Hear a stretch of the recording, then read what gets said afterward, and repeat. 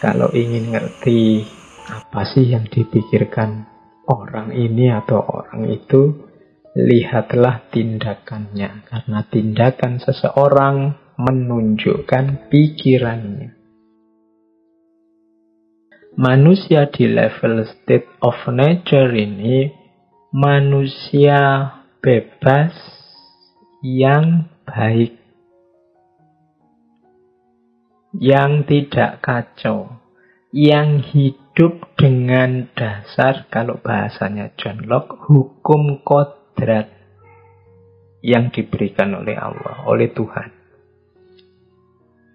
Hukum kodrat ini, jadi konsep hukum kodrat itu itulah nanti cikal bakal yang hari ini kita sebut HAM. Menurut John Locke, Tuhan memberikan hukum kodrat kepada manusia yang ini jangan ditabrak, jangan dilanggar kalau tidak ingin kacau. Hukum kodrat untuk manusia yang kita sebut HAM itu mirip sunnatullah kalau untuk alam semesta yang beberapa kali kita kaji. Jadi hukum alam untuk alam semesta itu hukum kodrat untuk manusia. Yang ini nanti kita sebut HAM.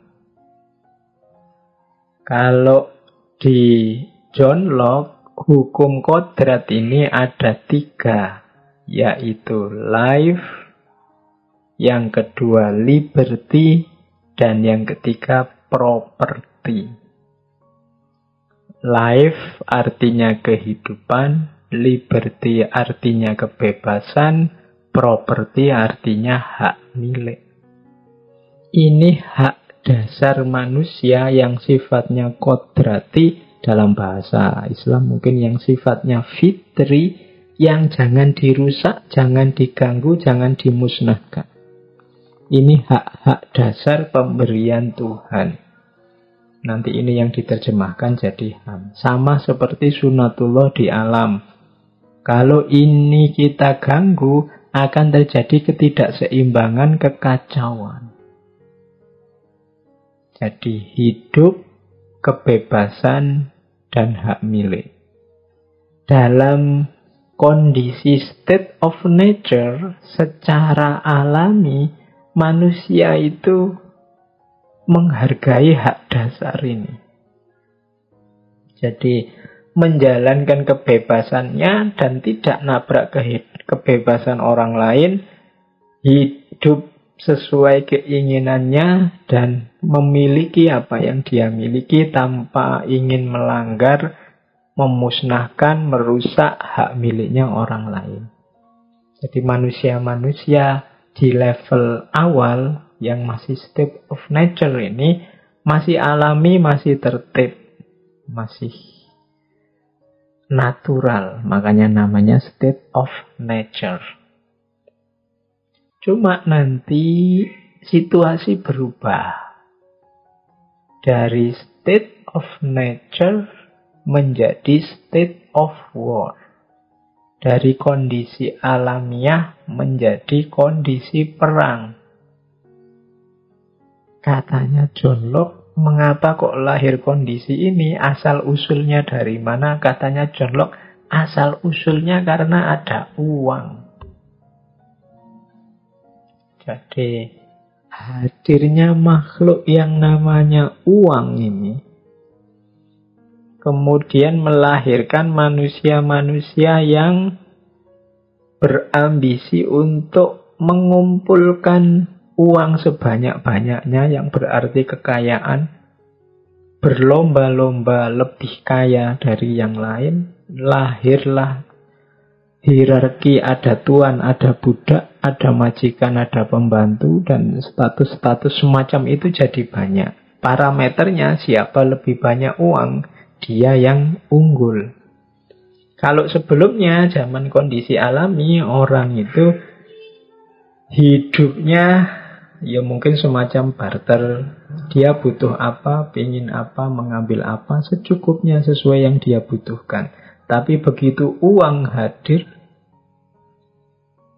lahirlah berlebihan rasa tamak, rasa serakah, banyak-banyakan, saling iri, saling bermusuhan, saling bersaing.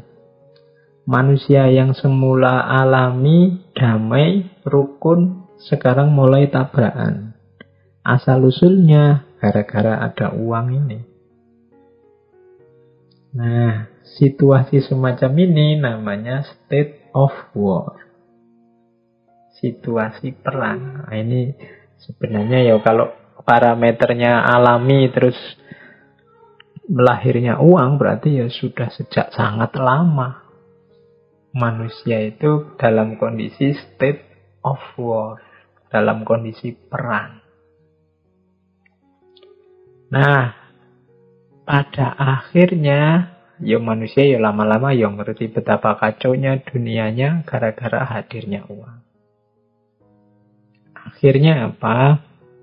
Akhirnya manusia, masyarakat sepakat, sudahlah dunia yang kacau ini kita akhiri, kita bikin semacam kontrak untuk hidup bersama yang tidak saling mengganggu. Nah, kontrak ini nanti yang disebut dengan negara. Commonwealth. Jadi, dalam pandangannya John Locke, ini mirip di filosof-filosof sebelum dia, yang dari sini nanti muncullah negara bangsa seperti yang kita kenal hari ini. Negara ini lahir karena manusia, masyarakat menginginkan ketertiban hidup, kenyamanan hidup, terjamin hak-haknya, tanpa terganggu, tanpa saling ganggu dengan manusia yang lain. Maka lahirlah negara. Jadi negara itu sebentuk kesepakatan bersama, atau pakai bahasa zaman itu biasanya pakai istilah kontrak sosial. Jadi negara hadir ketika masyarakat membutuhkan hidup yang tertib, tertata, tidak saling terkam. Dan itulah peran negara. Kalau di John Locke ini mengkritik habis-habisan beberapa filosof sebelumnya, termasuk Thomas Hobbes, yang menyetujui monarki yang absolut. Monarki yang absolut itu, negara itu bukan semacam kontrak sosial, tapi kekuasaan terpusat sepenuhnya pada raja. Raja dianggap masih punya hubungan langsung dengan Tuhan. Nah, pandangan ini yang muncul di mana-mana, tidak cuma di Indonesia, di Jawa, di Barat juga muncul pandangan semacam ini, bahwa raja itu ada sambungannya, punya keterkaitan langsung dengan Tuhan, maka dia harus dipatuhi secara mutlak. Dengan jalan inilah masyarakat bisa tertib, dengan jalan monarki yang absolut. Dan ini dikritik habis-habisan oleh John Locke. John Locke melihat bahwa tidak begitu, karena negara ini kan lahir ketika rakyat butuh kehidupan yang tertata, tertib, terjamin. Kemudian disepakati berdirinya negara, kemudian diangkat orang-orang tertentu untuk mengurusnya yang dibayar dalam tanda petik oleh rakyat. Oleh karena itu, menurut John Locke, ya, negara jangan terlalu ikut campur urusan rakyatnya. Negara hanya kalau bisa berperan jangan banyak-banyak. Perannya minimal saja untuk menjamin kedamaian, ketertiban, kehidupan bersama, terjaminnya hak-hak asasi manusia. Katanya John Locke, ini kan ada prinsip-prinsip kekuasaan negara. Katanya John Locke, government harus by the consent of the people. Jadi, pemerintah itu harus consent, itu seizin rakyatnya. Berarti apa ya, pemerintah itu berarti orang yang dipercaya oleh rakyat untuk mengurusi urusan bersama mereka. Berarti pemilik kuasa yang sejati itu rakyat. Kekuasaan itu tidak bebas dan otonom berhadapan dengan aspirasi dan kehendak rakyat. Jadi kalau menurut John Locke, ya, kekuasaan itu tidak boleh sesuka hatinya sendiri. Karena dia harus dan wajib menerjemahkan, mewujudkan aspirasi dan kehendak rakyat. Yang ketiga, kekuasaan negara yang dominan akan menyebabkan hilangnya hak-hak rakyat. Katanya John Locke, negara jangan terlalu jauh masuk ke urusan-urusan rakyatnya. Negara jangan terlalu dominan.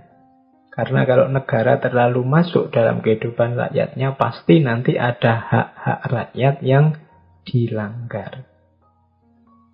Dan yang terakhir, prinsip kekuasaan negara versinya John Locke adalah minimalisasi peran negara dan menghargai setinggi-tingginya hak-hak setiap individu. Jadi negara perannya harus minimal saja, jangan banyak-banyak. Jangan terlalu banyak mendominasi urusan rakyatnya. Karena kalau ini dilakukan, nanti banyak haknya rakyat yang dilanggar. Cara berpikir semacam ini nanti dikenal sebagai negara yang liberal. Oke, cuma maunya John Locke kan agar masyarakat sipil ini kuat. Tidak hanya pemerintahnya, tidak hanya masyarakat politiknya yang kuat. Karena hakikatnya pemerintah itu mewakili rakyat atau diperintah oleh rakyat untuk ngurusi urusannya mereka.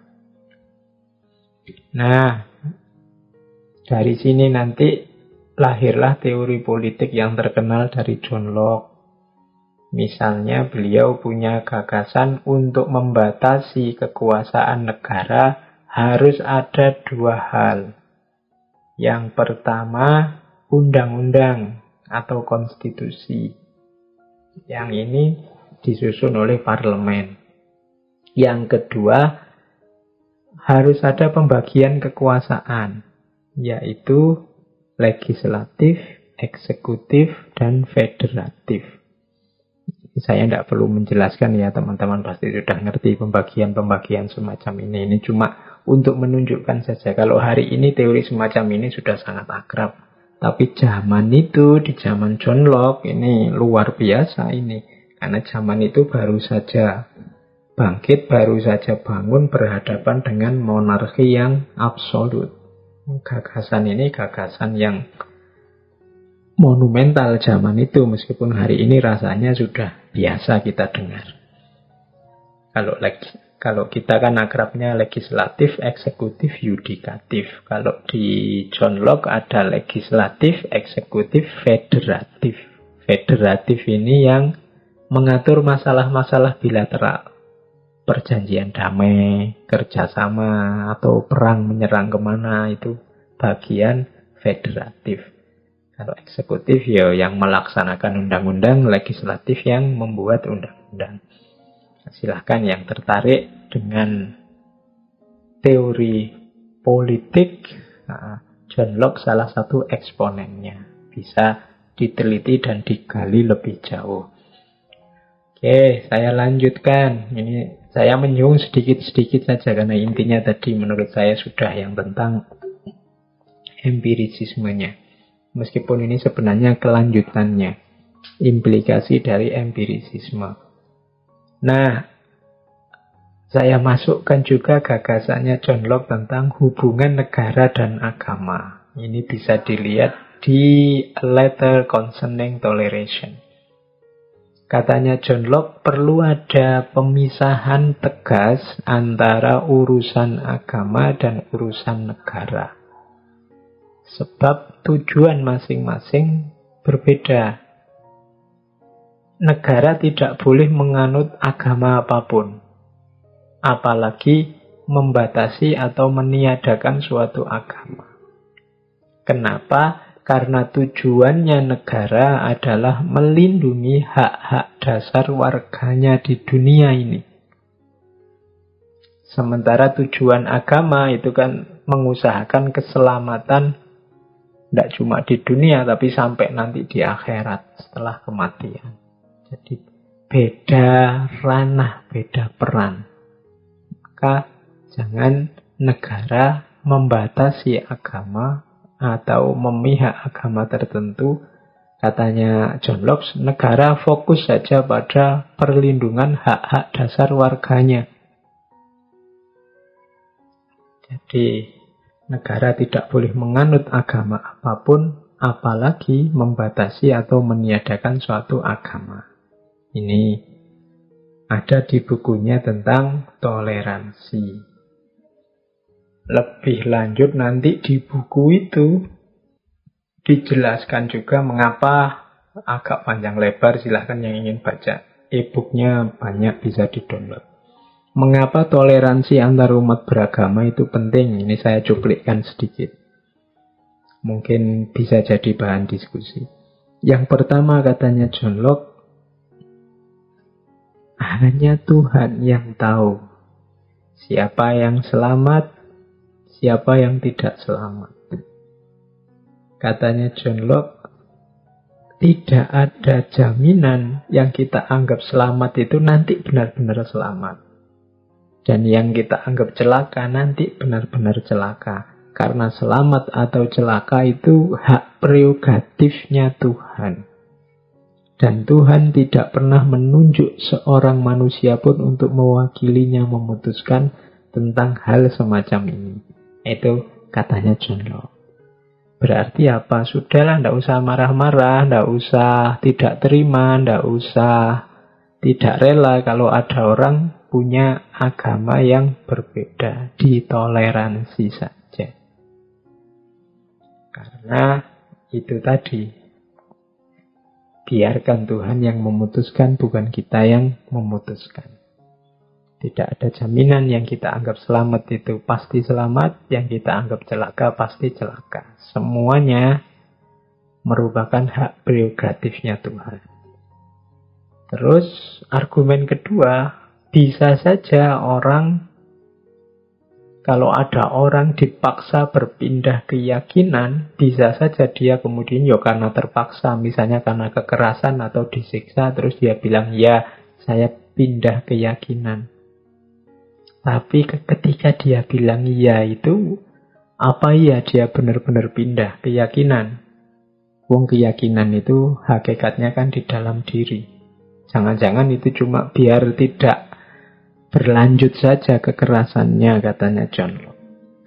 Kalau zaman Nabi kan ada kisah yang populer sekali dari seorang sahabat yang mengalami penyiksaan yang luar biasa. Namanya Ammar bin Yasir. Yang ini keluar karena beliau keluarga budak kulit hitam. Beliau dan keluarga ini disiksa habis-habisan. Orang tuanya dibunuh. Sampai dia juga mau dibunuh. Akhirnya waktu ditanya, apa kamu keluar dari agamanya Muhammad? Terus dia bilang, ya saya keluar. Setelah itu Ammar bin Yasir menghadap pada Rasulullah sambil nangis-nangis, merasa dirinya celaka. Tapi oleh Kanjeng Nabi, ya sudah, kamu sudah benar, nanti kalau kamu balik lagi ketemu mereka, bilang saja kamu seperti sebelumnya, biar kamu selamat. Nah kan, meskipun hatinya tetap mengikuti Kanjeng Nabi, mengikuti Rasulullah. Karena takut ancaman, takut penyiksaan, boleh bilang saja sudah pindah agama. Nah, katanya John Locke, bisa jadi begitu, wong. Kalau keyakinan itu adanya di dalam hati, orang bisa bilang, kalau kita memaksa orang pindah dengan kekerasan atau penyiksaan, mungkin dia bilang, ya saya pindah, tapi sebenarnya tidak. Yang ketiga, iyalah seandainya ada orang benar-benar memang mengubah itu, ya sama seperti yang pertama tadi, apa ya jaminan dia akan selamat juga. Nah ini contoh argumennya John Locke tentang toleransi. Oke, saya lanjutkan.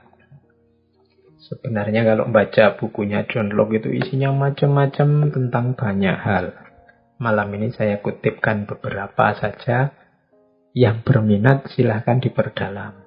Sering saya bilang memang ngaji ini ya hanya untuk mancing saja. Kalau memang tertarik, monggo diperdalam di ranahnya masing-masing. Tadi empirisisme sudah, tentang negara sudah, tentang sedikit tentang agama juga sudah.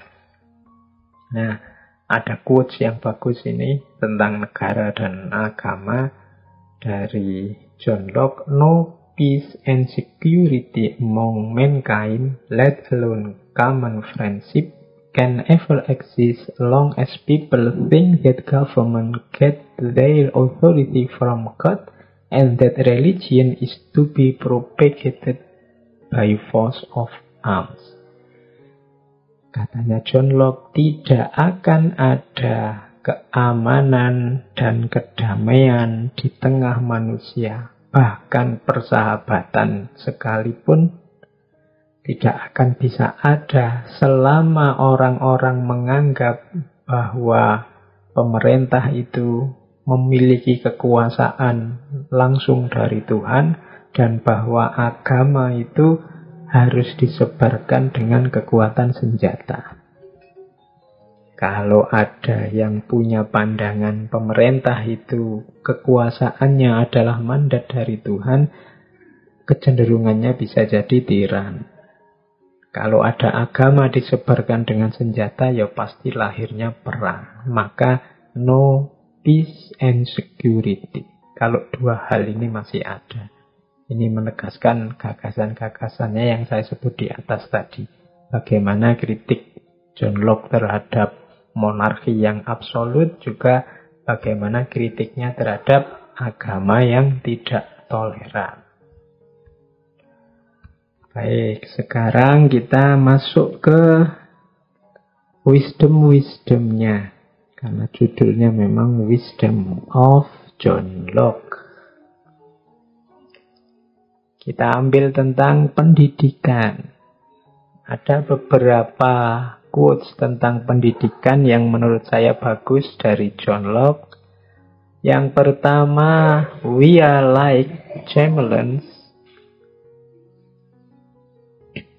We take our hue and the color of our moral character from those who are around us. Kita ini seperti bunglon. We take our hue, kita mengambil warna kita dan juga warna moral kita dari orang-orang di sekeliling kita. Ini hubungannya dengan epistemologi yang empiris tadi. Kita ini seperti bunglon, awalnya kita itu kosong. Tapi warna kita seperti apa, itu tidak jauh-jauh dari orang-orang sekeliling kita. Moral kita seperti apa, tidak jauh-jauh dari orang-orang sekeliling kita. Karena awalnya kita ini kertas yang putih, tapi terus lahir jadi diri kita karena pengalaman-pengalaman. Pengalaman itu berarti pergaulan kita dengan lingkungan sekeliling kita. Maka perhatikan benar dengan siapa saja kita dekat. Karena yang dekat dengan kita, dialah nanti yang bisa mengubah warna kita. Engkau adalah teman dudukmu. Kamu biasa nongkrong dengan siapa, ya seperti itulah dirimu nanti. Karena kita ini, katanya John Locke, seperti bunglon. Nempel di siapa, warna kita akan berubah itu. Jangankan yang teman dekat, kadang-kadang tontonan saja kan bisa mengubah warna kita.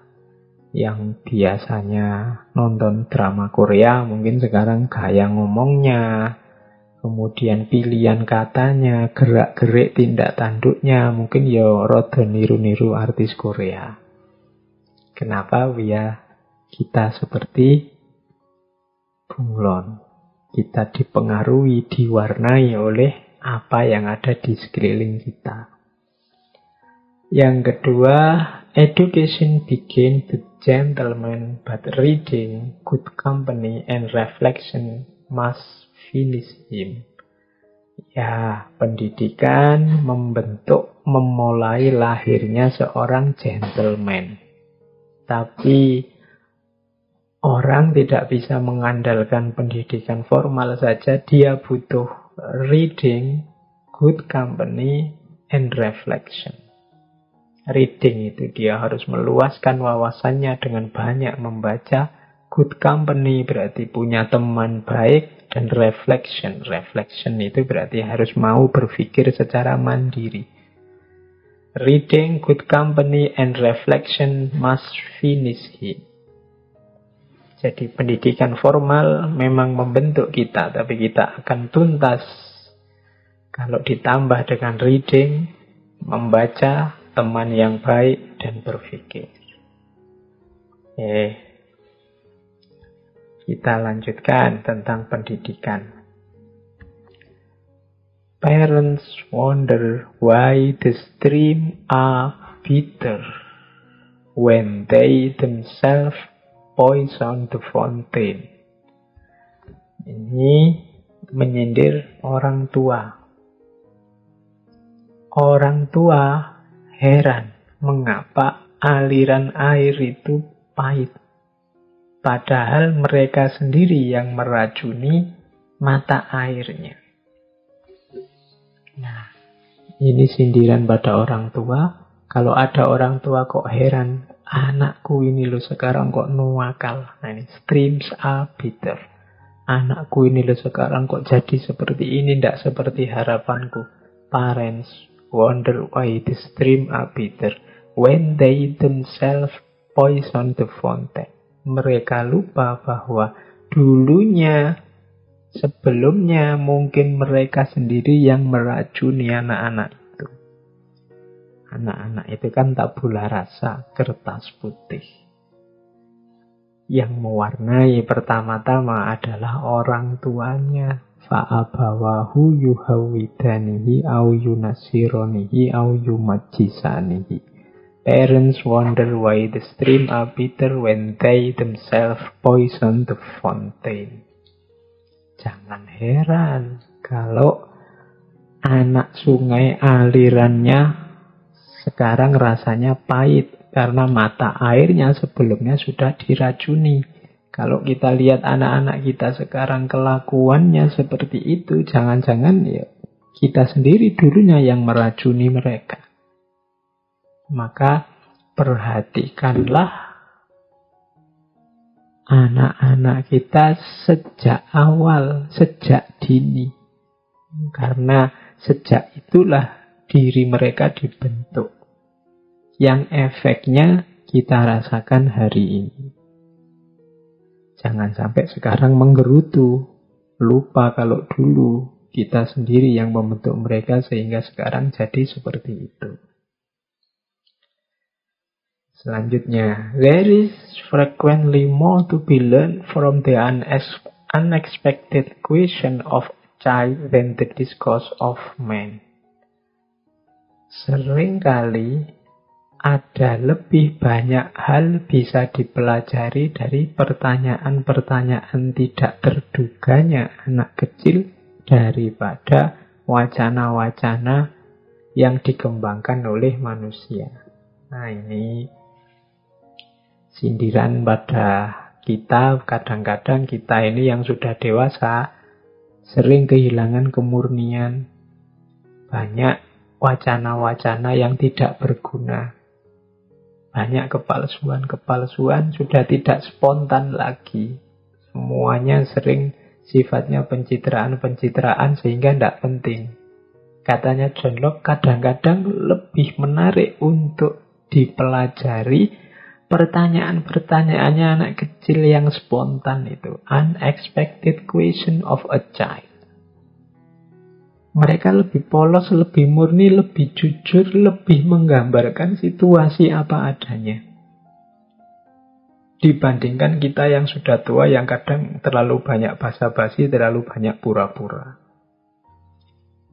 Nah, ini juga harus kita perhatikan.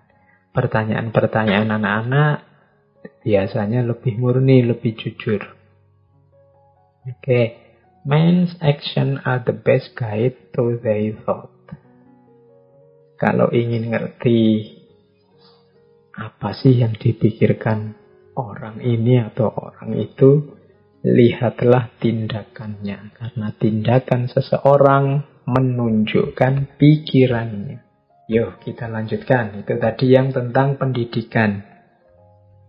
Kita tengok wisdom yang lain, yaitu wisdom tentang sikap dan perilaku.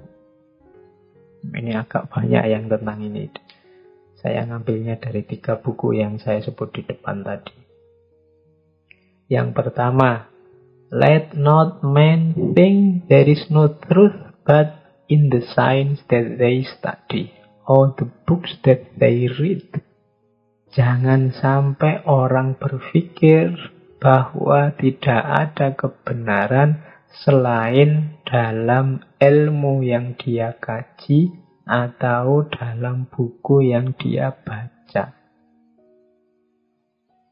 Ini menyuruh kita untuk tidak menganggap diri kita sudah tahu, atau diri kita yang paling tahu, atau ilmu kita yang paling unggul, atau buku yang saya baca itulah satu-satunya kebenaran.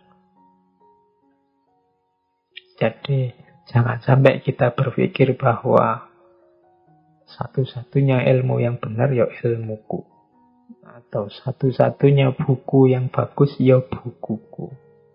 Karena begitu kita berpikir semacam ini, itu alamat kita tidak akan belajar lagi ilmu-ilmu yang lain, berarti kita mandek.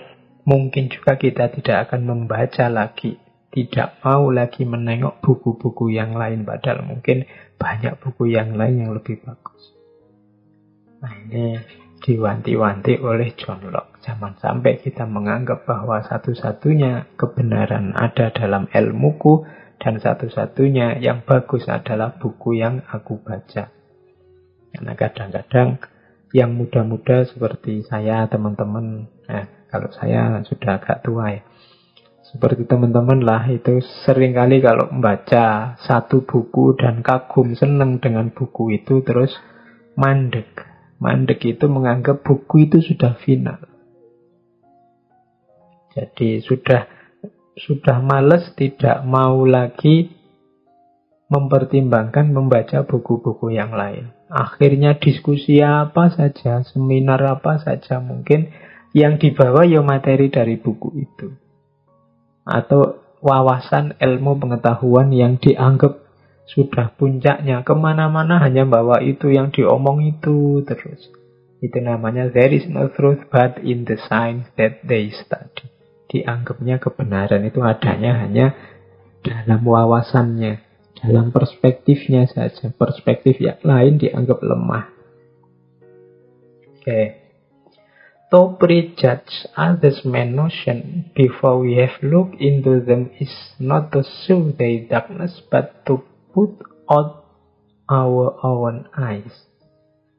Kalau tadi wanti-wanti jangan merasa cukup, merasa sudah. Kalau ini jangan menilai gagasan orang lain sebelum kita menelaahnya. Karena kalau kita hanya mungkin membaca judulnya atau memahami kalimatnya sekilas tanpa menelaah lebih dalam, sudah menilai, kalau di situ, di quote itu digambarkan seperti put out our own eyes, seperti mencopot mata kita sendiri. Jadi pastinya menilai tanpa menelaah itu hasilnya adalah judgement yang tidak adil. Kemungkinan kita keliru menanggapi, kita merasa dia ngomong A padahal dia tidak ngomong A. Kemungkinan juga kita tidak adil pada gagasannya, atau mungkin salah porsi, salah konteks kita memasukkannya, dan seterusnya. Maka penting untuk belajar menelaah sedalam mungkin sebelum menilai. Pelajaran yang dulu sering saya sebut, bagaimana Imam Ghazali itu sebelum mengkritik filsafat dengan tahafut falasifah, beliau menulis kitab Maqasidul Falasifah. Beliau mendalami dulu sebenarnya filsafat itu apa. Baru beliau mengkritik lewat tahafut falasifah. Oke, itu sikap yang dikritik oleh John Locke. Terus yang ketiga yang dikritik, yang pertama tadi mengkritik jangan merasa kebenaranmu, ilmumu, dan bukumu sudah cukup. Yang kedua, jangan menilai orang sebelum menelaah secara dalam. Yang ketiga, what worries you masters you. Apapun yang membuatmu takut, yang menakutkanmu akan menguasaimu. Ini implementasi implikasinya luas. Apapun yang kita takuti, dia akan menguasai kita. Maka kalau bisa luaskan terus ilmu sehingga ketakutan kita semakin berkurang. Kenapa? Biasanya ketakutan kita itu karena tidak tahu aslinya, tidak mengerti kebenarannya, tidak menguasai tekniknya. Yang sejenis itu biasanya menimbulkan takut. Maka semakin luas ilmu, semakin kita bisa menang dan tidak dikuasai. Tapi semakin berkurang ilmu, semakin mudah kita dikuasai. What worries you, master you. Yang membuatmu takut akan membuatmu terjajah, dikuasai. Selanjutnya, katanya John Locke, few men think, yet all will have opinions. Hence, men's opinion are superficial and confused. Sedikit orang yang berpikir, tapi semua orang punya opini. Oleh karena itu, opini seseorang itu levelnya masih dangkal dan membingungkan. Superficial and confused. Ini melanjutkan yang tadi bahwa orang itu banyak yang kesusu memberi opini sebelum berpikir dalam. Setiap orang kalau sekedar opini pasti punya. Opini itu pendapat, komentar. Bahkan tentang hal-hal yang rumit sekalipun, orang paling awam kalau ditanya gimana pendapat Bapak, dia mesti bisa ngasih opini.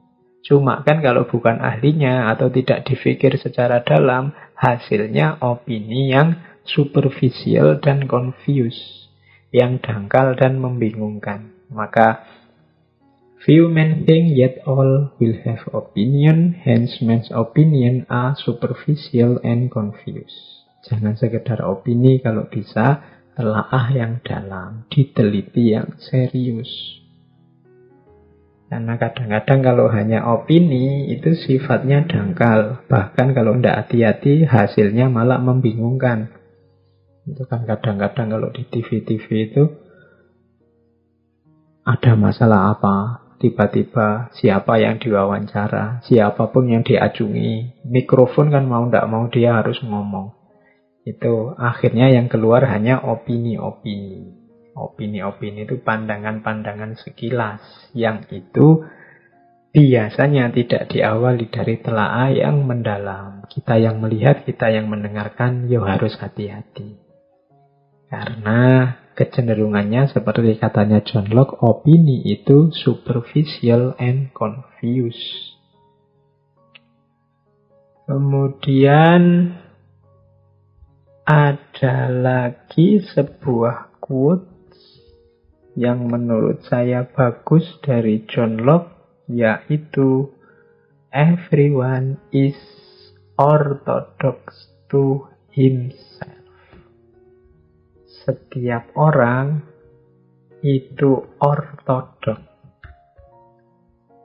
Ortodok di sini itu bisa diartikan bertahan dengan gagasannya yang lama. Itu kalau dimaknai lebih jauh, setiap orang itu ngeyel dengan kebenarannya sendiri. Merasa kebenarannya sendiri sudah final, jangan diubah-ubah. Jadi setiap orang orthodox to himself. Kita sering mengkritik orang, wah ini orang ini cara berpikirnya kaku sekali, tidak bisa diubah sama sekali. Kita jarang melihat, jangan-jangan yang seperti itu kita juga begitu. Kita menganggap orang kaku karena kita merasa orang itu tidak mau mengikuti kebenaran kita. Karena kita menganggap kebenaran kita lah yang lebih bagus daripada kebenarannya. Ketika dia tidak mau mengikuti kebenaran kita, dia kukuh dengan kebenarannya, kita anggap, wah orang ini kaku. Orang itu sebenarnya, ya mungkin dia kaku, tapi kita sendiri kan juga kaku. Kita memegangi kebenaran kita sendiri. Makanya katanya John Locke kemudian, everyone is orthodox to himself. Setiap orang itu ortodoks, paling tidak tentang dirinya sendiri. Jadi manusia itu kebanyakan kaku, tidak mau berubah kalau menyangkut kebenaran yang dia yakini. Selalu melihat orang lain yang tidak cocok dengan pandangannya sebagai kaku, tidak sadar kalau dirinya sendiri juga kaku, sehingga terus John Locke bilang, alah ya semuanya ya kaku. Everyone is orthodox to himself.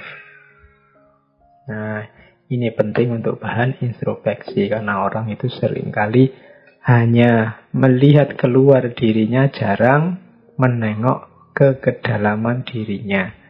Makanya kemarin ada quotes yang menyatakan, sebelum engkau menyalahkan orang lain, coba ditengok dulu dirimu, ada nggak kesalahan yang mau kamu tempelkan pada orang itu dalam dirimu. Sebelum engkau mengkritik orang, misalnya, sampean itu kaku, coba dicek, jangan-jangan kita juga kaku. Sampean itu tidak mau berubah, jangan-jangan kita juga tidak mau berubah. Dan seterusnya. Jadi sebelum kita nempeli orang dengan atribut yang negatif, coba dicek dulu, jangan-jangan atribut negatif itu juga kita miliki. Dan seharusnya pertama-tama kita tempelkan dulu dalam diri kita sebelum kita nempeli ke orang lain. Terus masih ada ya. Yap, ini masih ada. Whenever law ends, tyranny begins.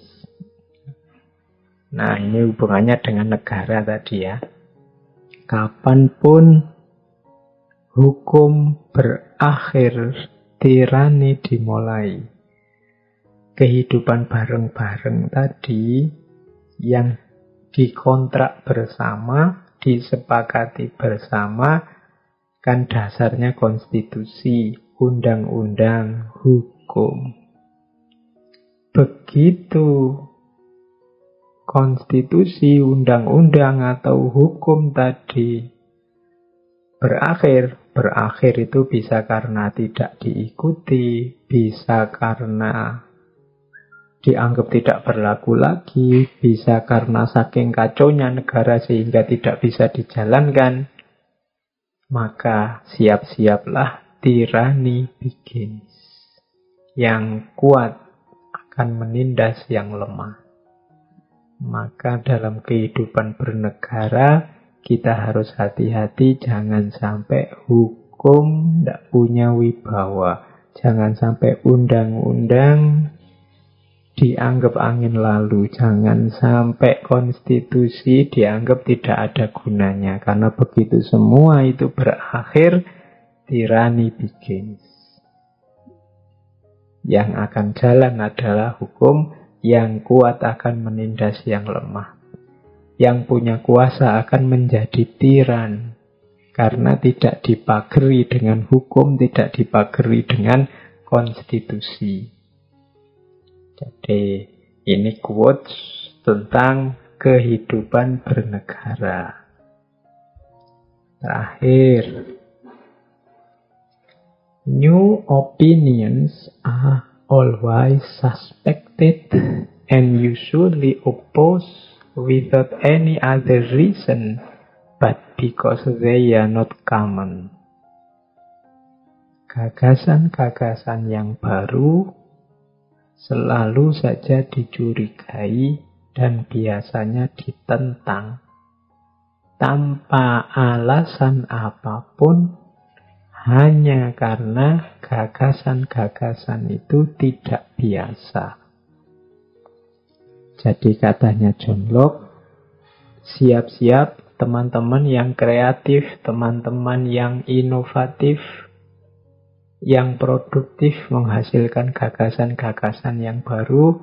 Jangan menyerah, jangan putus asa, jangan lemah hati, karena gagasan-gagasan baru itu biasanya awalnya dicurigai dulu. Kemudian banyak yang menentang. Alasannya sebenarnya sederhana, bukan karena dia salah atau dia tidak cocok. Biasanya alasannya adalah karena gagasan itu baru, tidak ada sebelumnya, berarti masih belum umum, belum biasa, belum familiar. Hanya karena orang belum familiar dengan gagasan itu, terus kita dicurigai yang punya gagasan, ditentang. Karena belum akrab saja, belum familiar saja dengan gagasan itu. Maka kita jangan putus asa. Kalau ada yang mencurigai gagasan kita, yang menentang gagasan kita yang baru, yang original, mungkin karena masih belum biasa saja. Setelah itu silahkan didiskusikan, silahkan dikembangkan. Di awal-awal berat karena dicurigai, ditentang, tapi untuk selanjutnya kontribusi dari gagasan itu akan kelihatan, akan dibahas secara lebih fair.